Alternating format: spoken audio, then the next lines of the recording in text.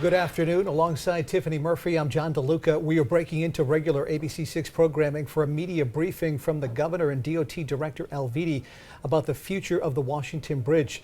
The governor will be announcing that engineers found structural deficiencies on the bridge that cannot be repaired. In other words, it's going to be replaced. And their recommendation is to replace that bridge. A new bridge under the early timeline would not be ready until at least March of 2026. This is a live look right now inside of the media briefing press room where all the media has gathered, awaiting this huge announcement today from the governor, Director Alviti, as well as construction engineers and all the folks involved, the stakeholders. There's the governor now. All the stakeholders involved in this massive amount that will impact literally thousands of Rhode Islanders every single day.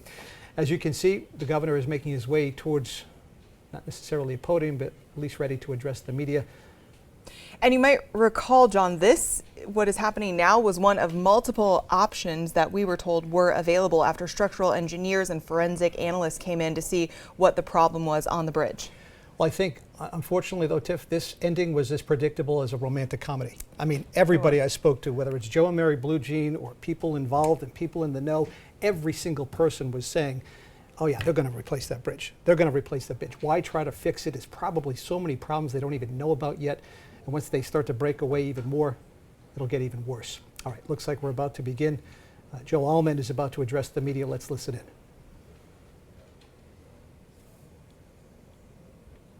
Numerous engineer studies were presented that once they presented a recommendation to him on the status of the Washington Bridge, he would share those findings with the public.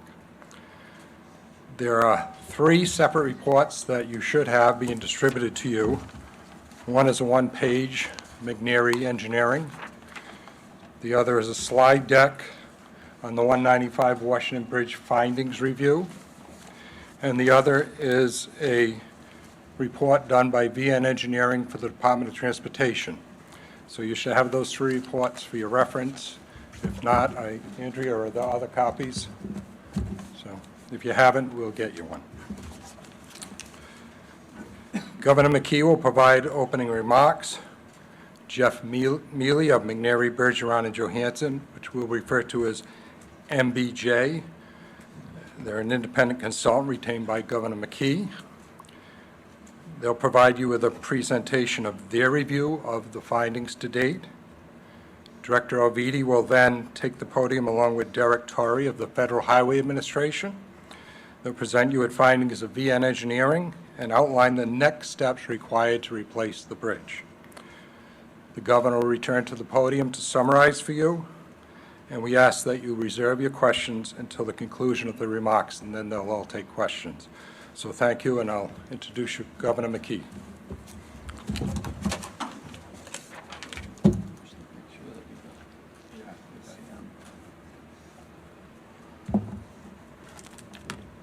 Okay, good afternoon, everyone, and thank you for tuning in. Today is about a plan of action for the Washington Bridge and a commitment to ensure that accountability will come. I want to thank Mayor De Silva and Mayor Smiley for not only being here today, but for working closely with our administration throughout this process to keep their residents, safe and informed. So thank you to both of you. And happy to be here again with our Lieutenant Governor, who has also been out helping us as well. As I've said from the start, we're going to fix the bridge. We're going to do it right, and we're going to make sure that we keep people safe. Since I was first made aware of the issue with the bridge on December 11th, I made it a priority to have experts reviewing the engineer's findings every step of the way. It's important to me that Rhode Islanders have confidence in the findings and the recommendations for a path forward. That's why I engaged MBJ, an independent third-party firm with national expertise in this field.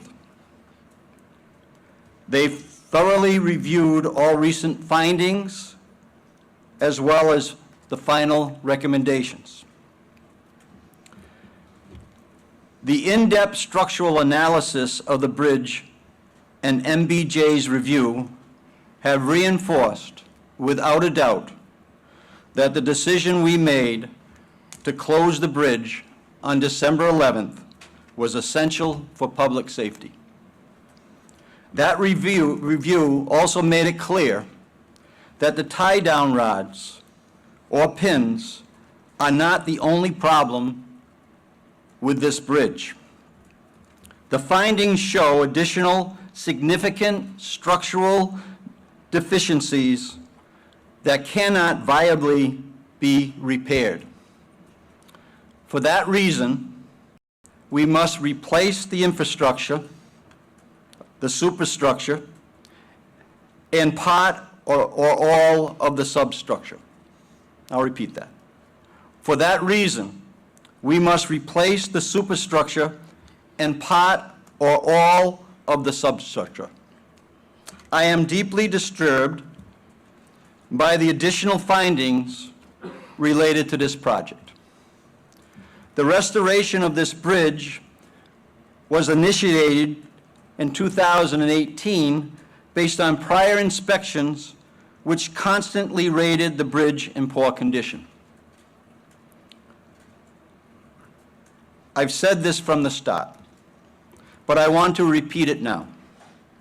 We will hold anyone responsible, all responsible parties, fully accountable. The day of accountability is coming, and is coming soon. I will continue to have oversight on this process through MBJ, Federal Highway, the Department of Justice, and the General Assembly, both in the replacement of the bridge and an in-depth review of the events leading up to the closure. The fact-finding review remains ongoing. I understand the frustration of not knowing the full picture at this moment in time. It's a complex situation with a lot of legal ramifications. We will share this information as we make our conclusions, just as we did with the path forward on the bridge today. We will now move forward with the replacement of this bridge in the safest and most expedient way possible. Throughout this process, we will be sharing information with the public, keeping residents up to date, and continuing to be transparent. And as we work through this process and obtain more specifics on design, on cost, and timeline, I would ask our General Assembly members to remain aware of the potential fiscal impact that will be required for the replacement of the bridge during their ongoing budget deliberations. I want to close my beginning comments by recognizing the Rhode Islanders who have experienced enormous disruption to their daily routines as a result of the closure of the Washington Bridge.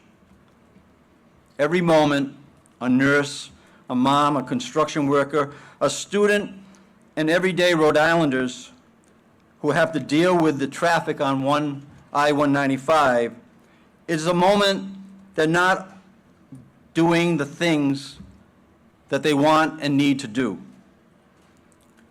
And a moment they're not with the people that they care about most. This situation has been disruptive and challenging, and it will continue to be that way for a while. But we are going to do everything necessary to keep people safe, and keeping people safe is our top priority. Rhode Islanders deserve answers, accountability, a plan of action to restore normalcy to their daily lives. And that's what we plan to deliver.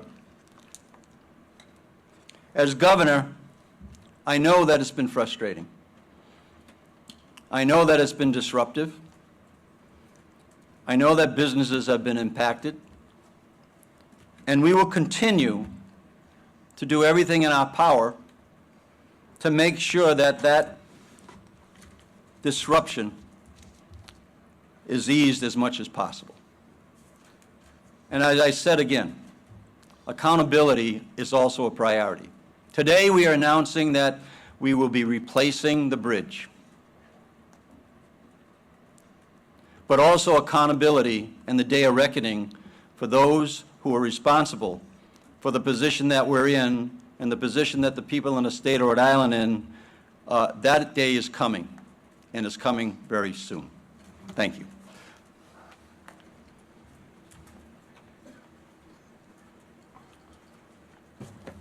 So I'm going to call your attention to the screen, and that'll involve the first two documents we handed out, the one-page report and the slideshow that says findings review. This is Jeff Mealy from MBJ, and he has a presentation for you. Jeff? There you go.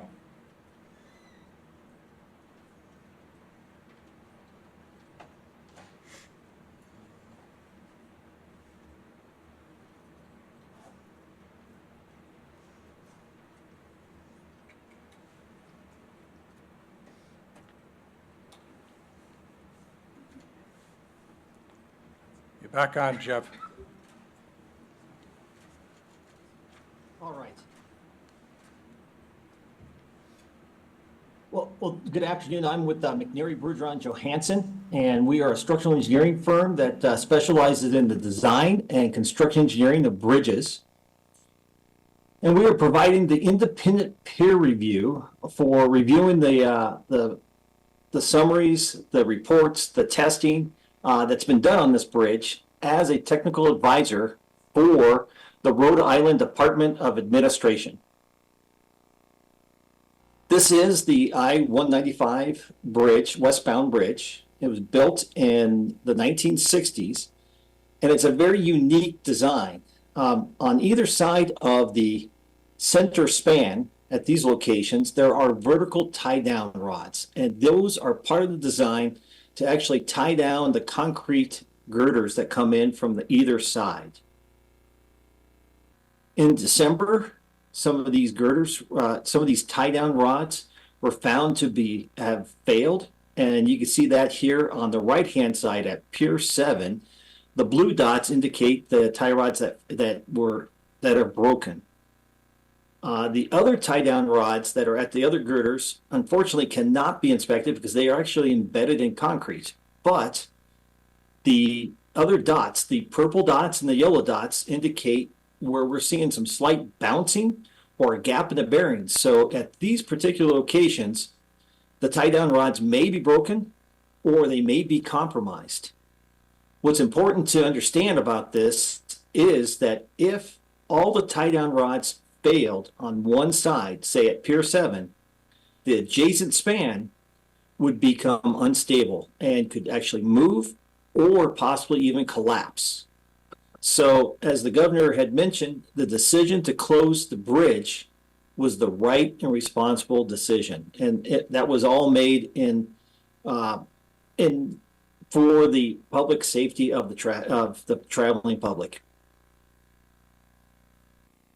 While the bridge was closed, the condition of the bridge was reviewed, and that included additional inspection, monitoring, testing of the bridge. Also, the bridge was monitored or was modeled, and additional review and analysis done, and identified additional structural deficiencies. What they found was there's more wrong with this bridge than just the vertical tie-down rods. Multiple repair procedures and options for strengthening were reviewed, replacing the tie rods, strengthening the piers, strengthening the girders. It was determined that several of these elements could not be viably repaired to meet today's code and to provide a structure that's 50 to 100 years of service life.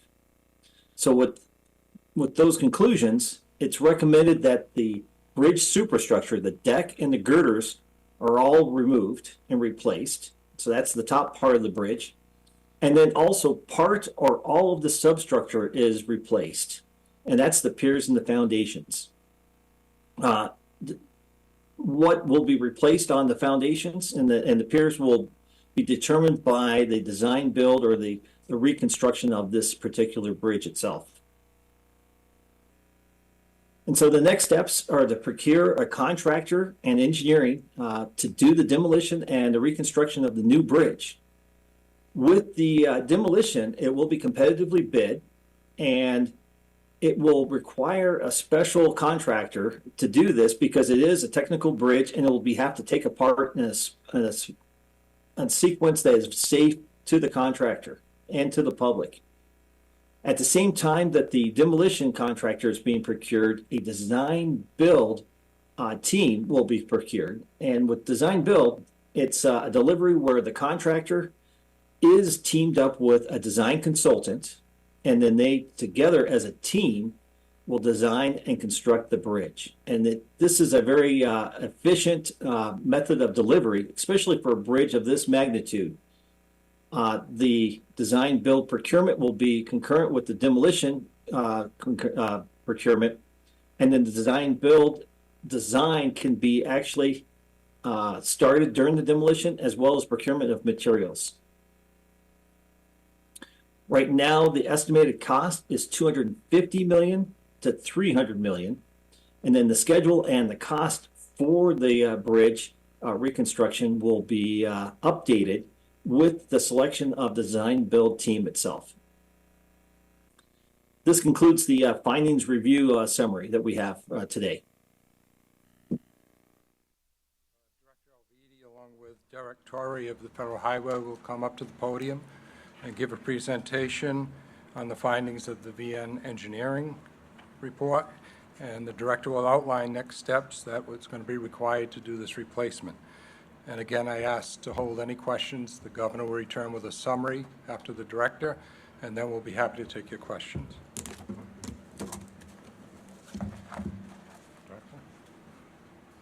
Thanks, Joe. Thanks, Governor. Thanks, everyone, for being here today. I want to start by saying that at DOT, and all of us here today, understand the frustration for all of you to have waited the last 3 months for us to generate the data and analyses that were very necessary. And we know it's been a long wait without hearing a lot, but rest assured, we've been working very hard with 7 different consultants, along with the special consultant that the MBJ that the governor brought on board. And the data and analyses that we did, I assure you, was very necessary. It was necessary for us to be able to make correct and informed decisions that we're presenting here today. And the wait wasn't only necessary to assure accuracy of the information that we were receiving, but it's also going to ensure that the guidance provided by the data and by this information and all of the analyses from the 7 different companies, along with the governor's oversight company, is going to pay great dividends in the safety, the time, and the costs associated with the new bridge structure, particularly when we move into the design and construction phase of the new Washington Bridge. And it's going to also be of great value to whatever design build teams are either competing for this contract or in their final proposal to us for the company that we contract with. They'll be able to take a lot of the uncontrollable circumstances normally related to these kinds of projects out of the equation. As you know, as soon as we closed the bridge, we engaged 7 different engineering firms to study the deficiencies, what deficiencies exist in the bridge, and to give us their best recommendations of the work that is needed to do in order to either correct them or put a new bridge structure in place. We gave them sufficient time to do their work. And again, I thank the public and all of you for having the patience to allow us to do that work. We then took all of these reports and the analyses that came from these companies, and we gathered them along with the FHWA engineers and the governor's independent consultants, and all of the engineers and the various consulting companies are in unanimous agreement that, considering the complexities, the difficulty of inspecting and maintaining and repairing the existing bridge structure, linked with the magnitude and types of deficiencies documented in these reports, it made it very clear to us all, unanimously agree, that we need to demolish the westbound side of the Washington Bridge superstructure and rebuild it entirely. And as for the substructure and foundations, some of them were found to be able to be reused in limited capacity if upgraded to meet the current design loads and load rating requirements, and to provide a 100-year life cycle assurance that we are going to require for this new bridge. So the substructure replacement will certainly be a consideration by the design build companies in their proposals to us. Some may find that they want to reuse some or all of it. Some may want to take, depending upon their new design, may want to take a new approach that uses a new spacing and new locations for the footings and columns. These findings and recommendations have been reviewed and are supported by the Federal Highway Administration. Derek Torrey is here with me today. He is the FHWA Rhode Island Division Administrator. And as you've heard, the governor's independent oversight engineering company, MBJ, are all in agreement and concur with the findings of these reports and the actions forward. So we now have a solid plan of action to rebuild a modern bridge that'll be safe and last 100 years. First thing we're going to do is to conduct an accelerated bid to secure a new consulting engineering company to be the owner's representative throughout the project. This company will work in tandem with the governor's consultant, MBJ, and our charge to them will be to provide us fresh perspectives on the new project, and will work with our DOT project managers and provide additional support and analysis and expert oversight for the decisions that come in reconstructing the bridge. We expect to have this new owner's rep on board in 2 weeks. I'll note here at the beginning, I think others have said this before me, that the estimates of time, of schedules and costs are preliminary at this point. They are subject to change and most likely will in accordance with the procurement process. But by July, when we select the design build team, we will know precisely the time from the selected contractor will provide us with the actual time and cost for doing the work.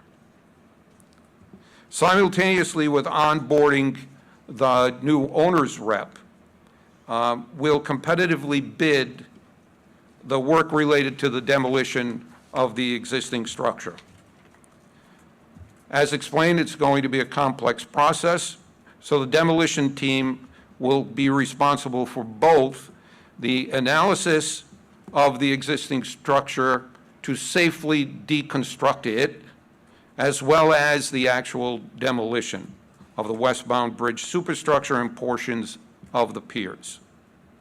We expect to advertise the demolition project for bid by the end of April, and for whoever we select to complete the demolition of the existing structure by March of next year, this time next year. At the same time, we are going to be in parallel with this effort. We're going to be issuing a request for proposal for the actual design-build contract for the design and construction of the new bridge. We expect the design-build team to be selected by the end of July. We're going to be selecting this contracting team based on their experience, their ability to provide best value to the state of Rhode Island. That means we'll be selecting the team that will give us the best combination of fastest completion date, price, and quality of the finished product. The fastest completion date, of course, on this project is going to be a major important factor in the selecting of the contracting team.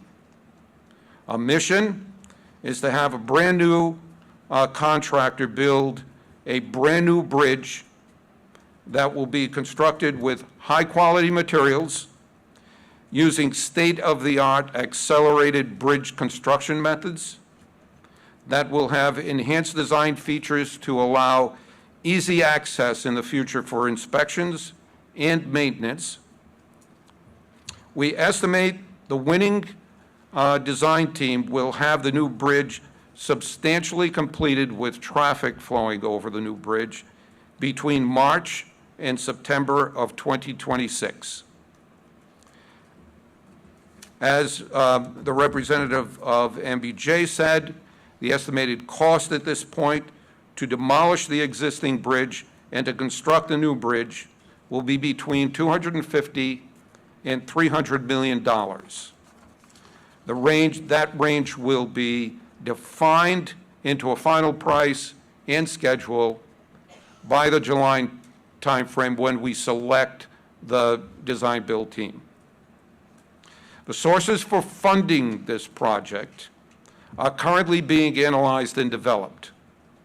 All funding options are being considered right now, including but not limited to federal grants, federal formula funds, transportation formula funds, state of Rhode Island share funding, changes or modifications to our 10-year plan considerations, federal grant anticipation revenue proceeds, and any combination of these or others. The funding formula will be determined during the next couple of months before the final selection and engagement and contracting with the design-build team, in consultation between the federal DOT, the Federal Highway Administration, our congressional delegation, the governor, the legislature, and the Office of Management and Budget. I remind you again that the cost and schedules that we're using today are estimates, but the final cost and the final funding and the final schedule will all be in place by July when we contract with the new design-build company. This is our forward-looking plan. This is what we do from this point forward to get a new bridge in place as quickly as possible for you. Looking backwards to answer the questions about what caused the deficiencies and failures, how those deficiencies and failures happened, identify any oversight failures or past construction defects that caused the structural deficiencies, is something that's being actively and currently studied and analyzed by a forensic engineering experts hired by DOT and reviewed and approved by the governor's independent consultant, MBJ. In addition, FHWA engineers will be looking at those results.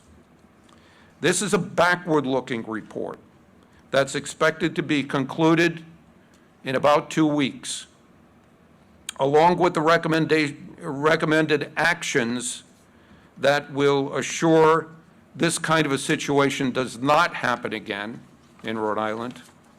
Any parties responsible, and I think you heard the governor say this, any parties responsible for these failures will be held accountable swiftly and definitively. In addition to the forensic studies, the Department of Justice is conducting a separate investigation with which RIDOT is fully cooperating. We await their findings to determine if any further actions may be necessary. Also, I want to remind you, in about 5 weeks, we'll be completing the construction to provide 3 lanes of traffic in each direction on the eastbound bridge.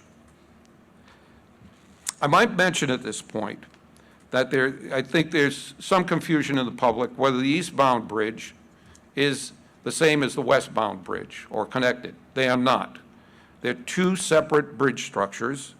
The eastbound bridge is completely separated from the structure that we're going to be reconstructing, and it's a much newer bridge.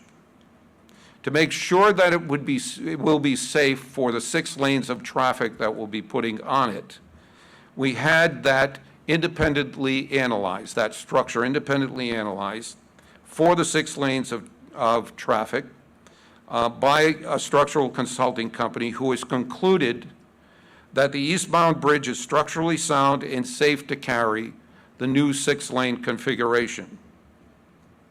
As a factor of safety on that, we had a second independent structural engineering company review the calculations and analysis of the first, and they concurred that it is a safe structure for us to use for 6 lanes of traffic as long as we need to.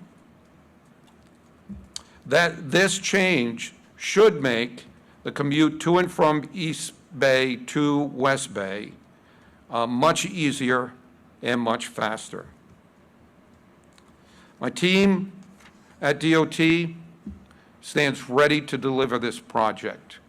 This is a team that, along with the governor's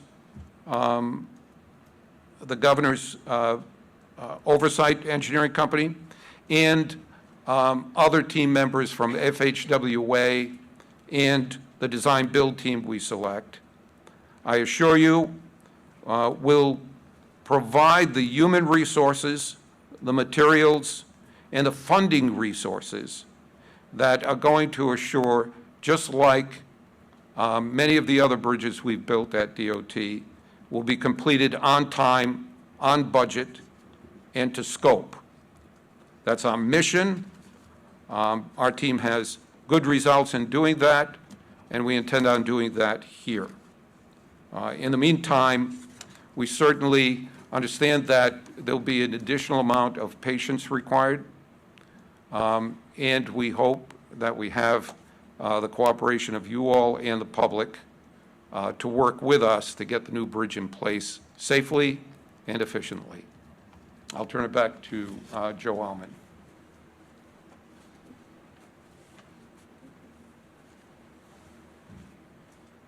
Okay, we're going to have the governor return to the podium. He has some conclusion comments, and at that point, when the governor is done, we'll open up for questions. Okay, thank you. Thank you, Joe, and publicly, thank you for your leadership, not only over the last few years, but also over the last few months, kind of bringing all of government together to address this issue, and we appreciate that help, Joe, so thank you. So, I think there's some questions that certainly we'll ask in a few minutes, a few seconds, but so there's a $78 million contract that is in place on the bridge, and I want to let you know that 50% of that has been expended, about 50% of that has been expended, but 50% of it is available to us and is going to help offset these long-term costs. So we've saved, by coming on December 11th, it's, of course, the $40 million has been spent or so. but we have been able to reserve that, and I think that's a really important point as we cobble together the way that we're going to be able to pay for this in a way that's not going to have a serious impact on our taxpayers. But I do want to mention that that prior to this session, we've met with our congressional delegation in their office, along with Mayor Smiley, Mayor De Silva, and as well as Senate President, some of the members from the Senate, as well as the Speaker and some of the members from the House, and continually, having the discipline on the current budget is going to make a lot of sense, and I'm certainly asking the leadership there to try to help and assist in that way. So some discipline on this current budget is going to be certainly part of the overall plan in terms of addressing this issue. So I do know that it is very understandable, the frustration that surrounds this issue. And it's certainly an appropriate reaction. I share that with you. The upside of the news today, though, is we understand the problem, and we have a plan to fix it. And that's exactly what we are going to do, and we will certainly keep the public informed along the way. And with that, I'll, besides saying we'll build the bridge, I will take some questions. Andrea, if you could help out with this, please. I'm going to start up here with Kathy. We have microphones going around so people at home can hear the questions. So wait for Cal, and then we'll get the mic. Right here, Kathy. I'm sorry, not proposing to you, Kathy. There is a serious question here. Governor, you said a day of reckoning is coming soon for those responsible. Number one, how soon? Based on what you know so far, who is responsible, and what is the status of the current contracts with your current owner's rep, AECOM, and Barletta and Aetna, the joint venture that has the bridge contract now? Yeah, so, and as I said in my remarks, that's a work in progress at the moment, right? That we're coming to those determinations. I just want to make sure that the people in the state of Rhode Island know that they have my promise that those who are held accountable are going to be held accountable. And as I mentioned in my remarks, that there's legal ramifications to that issue. We're just like our office stepped in and put an engineer that is, perfectly qualified, capable to give us the advice, which is the final analysis that you're hearing today. We're assembling a legal team to do the same thing, to make sure that we are proceeding in a timely way to hold people accountable. So the day of reckoning may be slow in some ways, but we will get to the end, because that's certainly part of the overall objective to build the bridge, to replace the bridge, and to and have the funds to do it.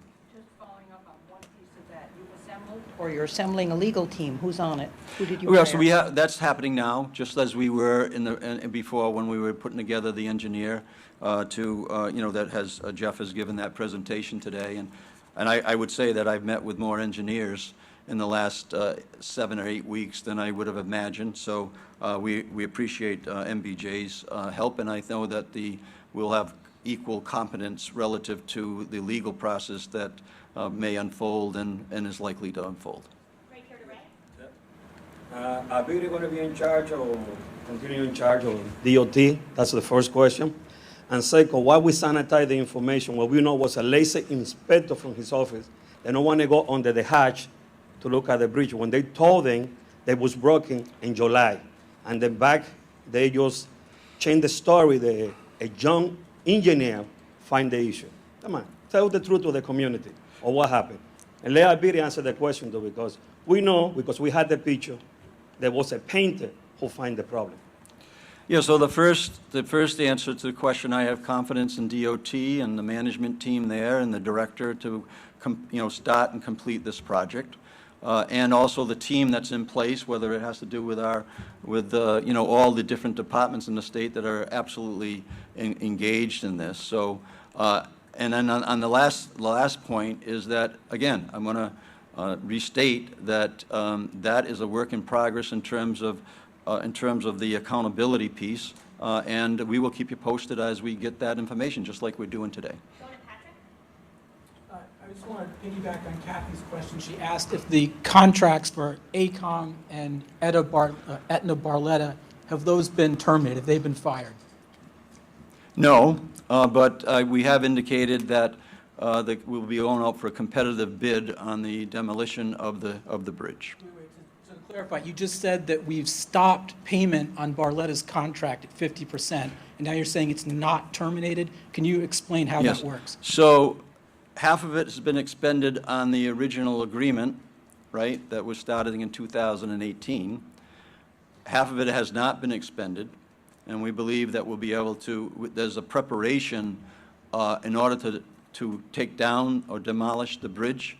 There's a preparation that needs to be made, which we are in the process of doing, which has to do with shoring up the bridge, replacing or fixing or working on the rods. So that's in progress. So that's that's a shift, but it's an extension on the current work to prepare the bridge for demolition.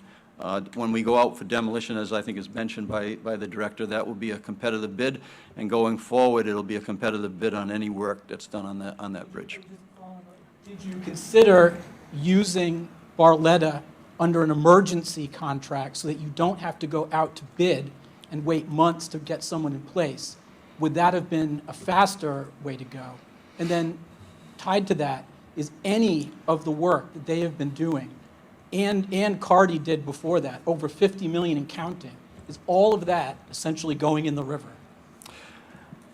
Well, first of all, we're going to go up for competitive bid because that's what we believe that we'll get the best pricing, and we'll also get the best quality of the individuals that do that work, from demolition to replacing the bridge, as was described by the director as well as Jeff from NJB. And then what was the second part of it? Did you consider an emergency contract to have Barletta stay in place because they were on the bridge, do it on an emergency basis so you didn't have to wait several months to get it going? So I've answered that. We're going to go to competitive bid on the work that has to do with the demolition through the replacement of the bridge. And all the other problems, is all the other work wasted? Yeah, I've just said that about half of the $78 million contract is available for us to apply to the next stage, but half of it is, we'll come back and tell you whether there's any value to that at all, but probably not a lot. Can I go to Tom? To lay out this timeline here, is it your intention that the director be part of this project from now to the end? And then, director, why did it take so long to find some of these other structural deficiencies that weren't initially presented? Yeah, so let me answer the question again in terms of my confidence in DOT, the management team there, which includes the director, along with all the partners that we have put in, and our office is clearly taking a leading role on this with the engineers, with the legal team, and then I did briefly talk about the finances in my initial comments when I came back up to the podium. We're taking a very hands-on, direct approach to that. So it'll be a partnership that we will have between all the different offices, including DOT. So when you talk about a reckoning, though, like, those are pretty strong words. Like, I meant to be strong. but is that a I'm warning? not happy about the fact that where we are right now. I don't know if you got that impression. I usually don't raise my voice. Sure. But I am not happy where we are right now when I just told you that half of a $78 million project is, as was just termed, is going into the river. A portion of, a good part of it is. The good news there is that we've saved $40 million to actually get into the next step. But go ahead. Sorry, I No, interrupted. you're fine. Are you willing to call out that specific company, or do you have an inclination who you find to blame here? I would describe it the same way that, again, I've been trying to answer as best I can the questions leading up to this moment when we're saying we're replacing the bridge. And I've been very careful to make sure that that's our final decision before I actually spoke about it. So I would say the same thing relative to any legal process that will unfold. I don't want to get into ahead of myself, but I certainly will come back to the podium and I'll tell you who's, who in fact we're going to be holding accountable in this whole drama, right? It's one that yes, like I said, that is strong words. I'm glad you noticed that, because we mean business here on behalf of the taxpayers. We're going to go to Brian next. Governor, in terms of your tone and what you're saying right now, did you learn something in the past couple of weeks through the information you got that has led you now to this point where you're expressing your unhappiness and this day of reckoning? Yeah, and again, I think I mentioned that in my comments. I'll just repeat that. The findings show additional significant structural deficiencies that cannot viably be repaired. So yes, the answer is yes, and that's part of what I'm saying here, is that I don't want to get ahead of myself, because I don't think I would have been prepared to say that a few weeks back or a month back, but I am prepared to say that today. Is it fair to say somebody missed something here that should have been caught a while ago? I think we'll let that process unfold, but like I said, there's a process that's coming, and accountability is not too far away. I'm going to go to Gabrielle next. Governor, in January, the state knew about some additional deficiencies beyond the broken tie-down rods, but RIDOT had said that repair work on those rods and other parts of the bridge was continuing at the same time that these engineering reports were being worked on. Now that we know that the bridge needs to be demolished, do you think that was a mistake to spend that time and money on that repair work? No, as I just mentioned, is that there's work that needs to be done to shore up the bridge so that we can safely demolish the current structure. So that work that has to do with work that's been ongoing since that moment in time is in preparation of, of the possibilities of either reopening the bridge, right? Potentially, that was still on the table, or, the fact that you have to have the bridge safe, which, remember, safety is our number one priority, our absolute number one priority. So, yeah, so no, I would say that the work that has been done from that moment in time is in preparation of the options that we had on the table, but, we've clarified those options today, the fact that the bridge is going to be replaced. We'll go to Matt next. Back here. All set. Back to Chris. It's are for around 18 to 24 months, but for a lot of, especially local businesses, they worry about just trying to get through this year. What can be offered for them beyond the SBA loans? So many businesses don't want to take out these additional debts. Yeah, so I'm a small business owner myself, and I actually went through multiple crises, whether it was the banking crisis way back in the 90s, or was the internet bubble in 2000, or it had to do with the real estate collapse in 2010 timeframe. And of course, I think everybody knows that I was hands-on relative to the COVID issues for our small businesses. I'm not sure there was any elected official that did more before I was a governor and after a governor. So I have my same focus on that. And we are engaged in conversations, direct conversations. I think we had a little mix-up the other day where we were supposed to meet with the East Providence mayor in my office with a handful of businesses. We got mixed up a little, so I just called them all directly. And so there is a problem that needs to be addressed, and we intend to address that, and options are open. Back to Josh.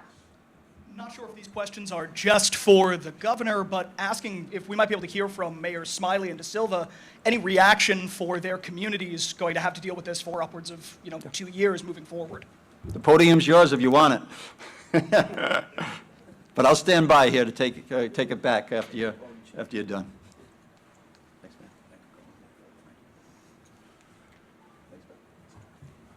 I mean, I think what a lot of people in the community were looking for was an idea of what the next steps were.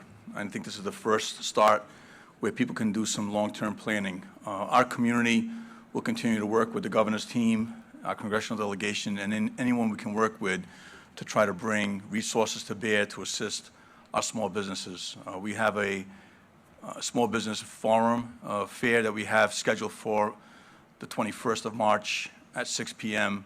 at the Riviera Restaurant, inviting all of our businesses. We're working with Commerce, RI, Secretary Tanner, and all of the different agencies and organizations out here that provide assistance to businesses, to have them speak directly to the businesses so that they can offer and inform them of some of the programs that are out there to assist them. So the biggest concern I've been hearing all along from people was the unknown. It looks like we have a plan, and everyone understands that the bridge needs to be replaced. And at least now, when you know there's a plan, there's a timeline, you can make plans, you can adjust. So. Similar to Mayor De Silva, I think residents of Providence, just like the residents of East Providence and Rhode Islanders in general, are resilient and can make adjustments now. We all needed to know the plan. And so in the city of Providence, we're looking at and have a menu of options that we've been waiting for this word today to make some more permanent infrastructure plans to the detour route or the alternate route. We still have, traffic cones and temporary signage up and things like that, that now that we know this is going to be a couple years, you're going to start to see some more permanent changes so that those who do take a bypass over the Henderson Bridge and through Wayland Square will be able to do so in a better way, that the business owners there, pedestrians and cyclists who enjoy that very walkable neighborhood can do so safely. And just like the state budget and City of East Providence, it's budget season in Providence as well, and we'll be looking to see what other assistance can be made to the impacted businesses. I also want to continue, and I know Mayor De Silva, I think I can speak for him.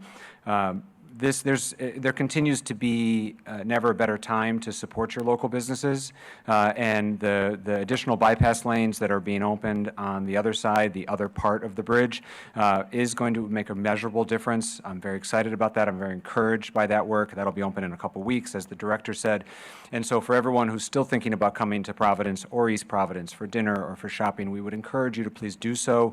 One, because it's actually not that much longer than it used to be, and will be even better in just a couple of weeks. And two, as a source of kind of civic responsibility, your neighbors are the employees of these businesses, and they need your support. And so I would ask everyone to do their best to continue to patronize the businesses that are most acutely affected in the mayor's community and in my own.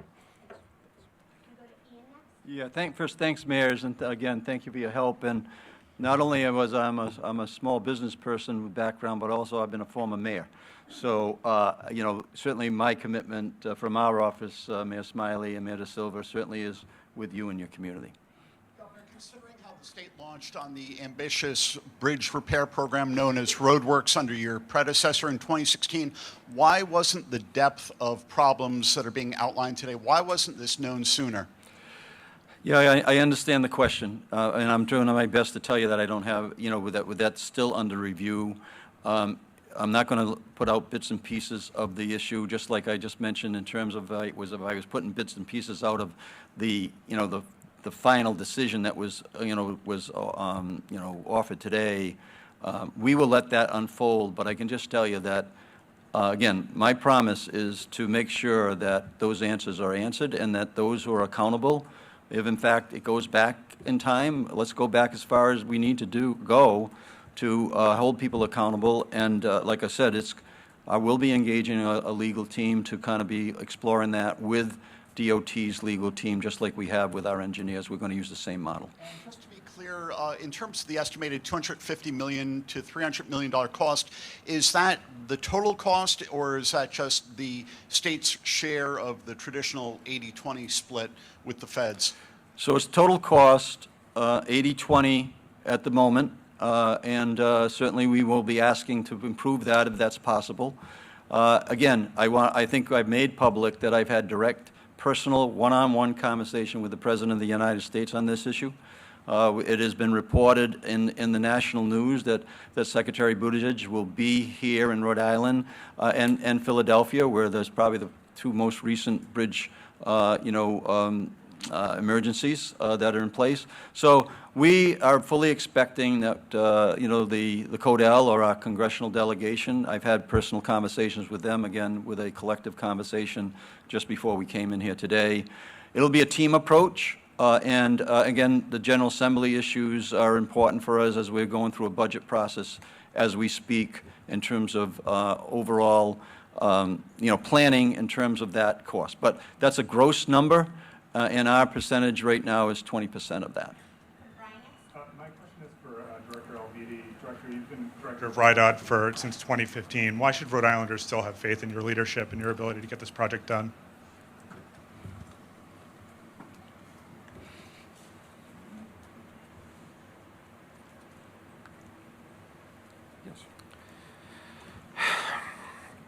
I think the answer to that is in our demonstration of competency in the way that our team at RIDOT in the last 7 years have built nearly 300 bridges, all which were equal to or some worse than the condition of this bridge. We've done that, and we evolved since 7 years ago, when prior to 7 years ago, the completion statistics on bridge projects was less than 50% on time, on budget, and with over 27% of our bridges in Rhode Island being structurally deficient. Our folks have rebuilt 300 of those bridges, brought the deficiency from 27 down to about 14 at present, and we're on a glide path to getting to less than 10% in the next 10 years, 2 years rather. That demonstration of capability and effectiveness, coupled with the fact that last year the projects that we did were 100% on time and on budget. So we've gone from an organization that was delivering 50% on time or less than 50% on time on budget 7 years ago to one that is delivering every single one of our projects on time and on budget. And this will be no different. This is a bridge, much like bridge reconstruction, although the existing bridge is much different than any other in our inventory. The reconstruction will be akin to many of the other bridges that we already rebuilt. This happened under your watch. Shouldn't there be Yes. some accountability at RIDOT too? A day of reckoning at RIDOT, is that coming too? That's all part of the forensic analysis that's being done. And as the governor said, all responsible parties that contributed to any kind of negligence will be held accountable for this. Does that include people at RIDOT? The analysis is still underway, and we'll hold judgment on who is responsible until we have all of the facts, just as we did hold any kind of projection of what we're going to do until we had all of the facts on the condition of the bridge and the path forward.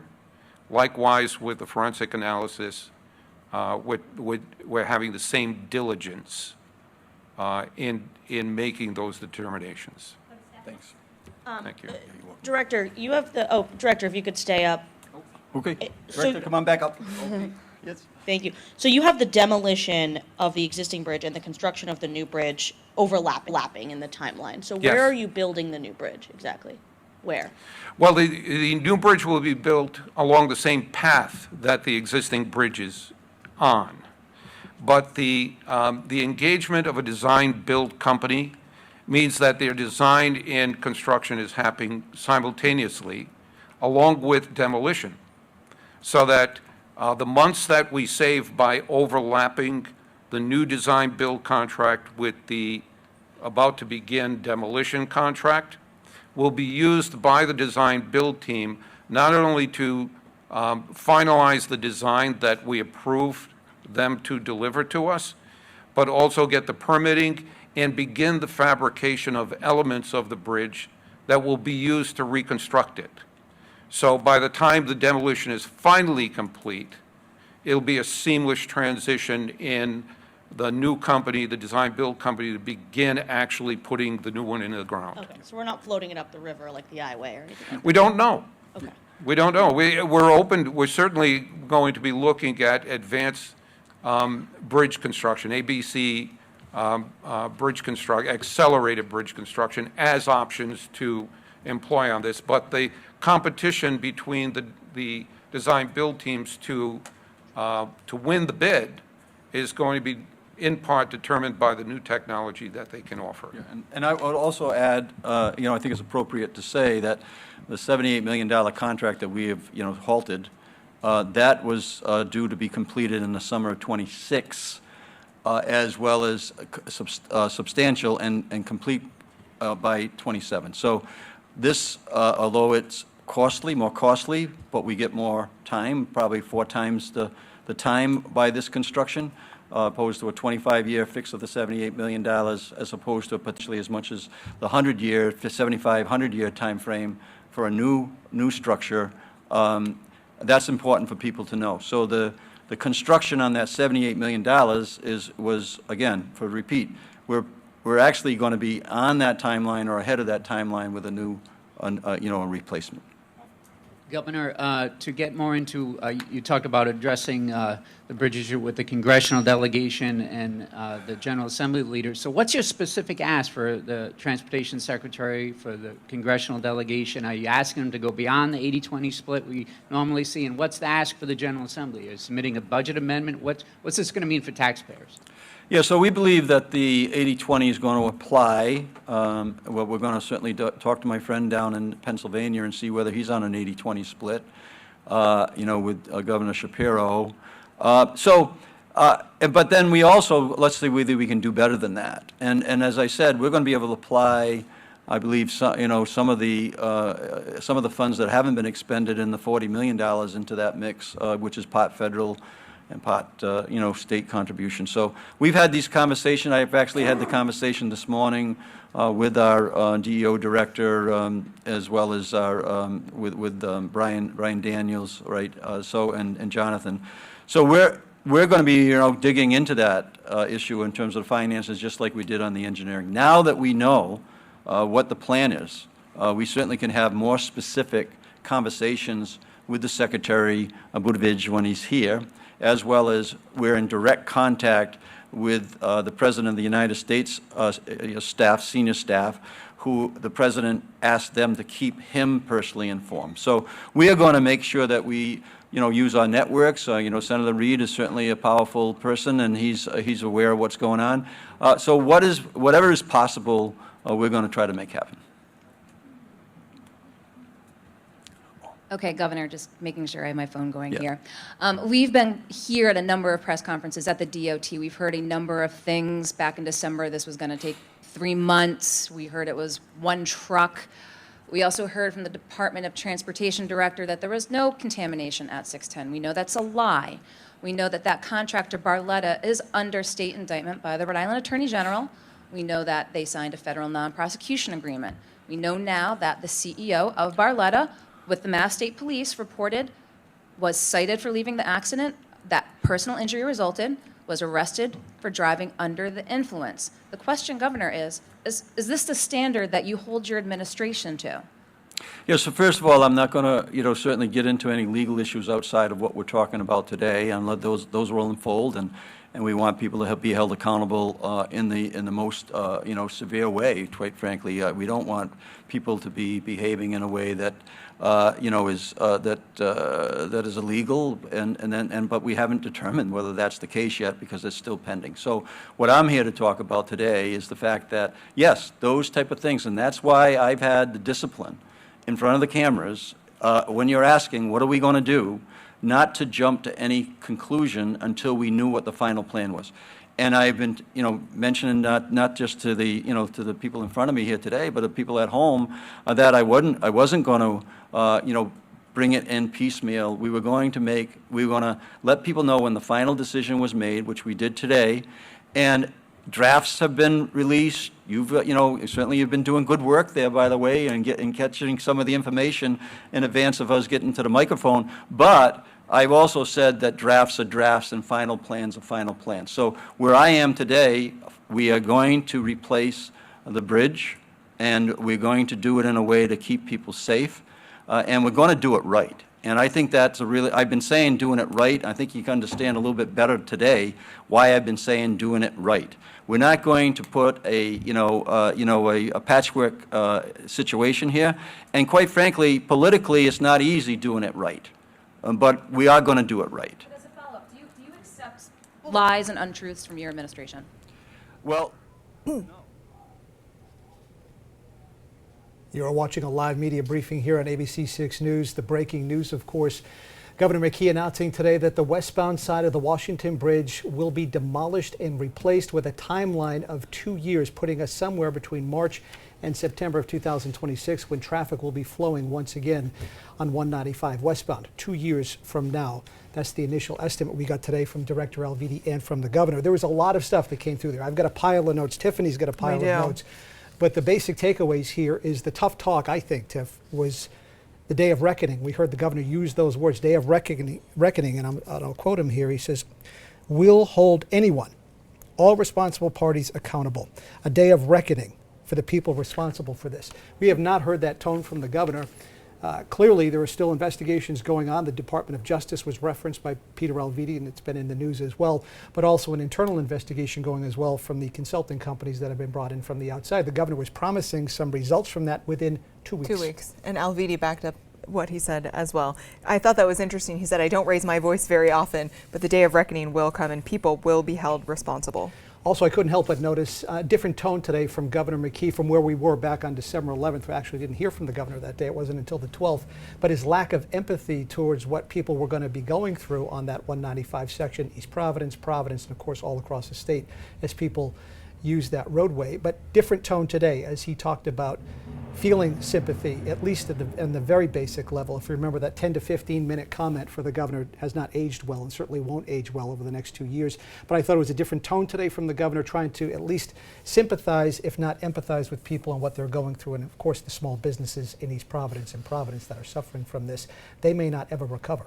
Definitely a 180 from the governor today. He said, "The upside is we understand the problem now and have a plan to fix it." He compared himself, he said he was a small business owner, and he compared this, though, to the banking crisis and COVID, which I think, and we've talked about this, very different situations. A little bit different, very different, actually.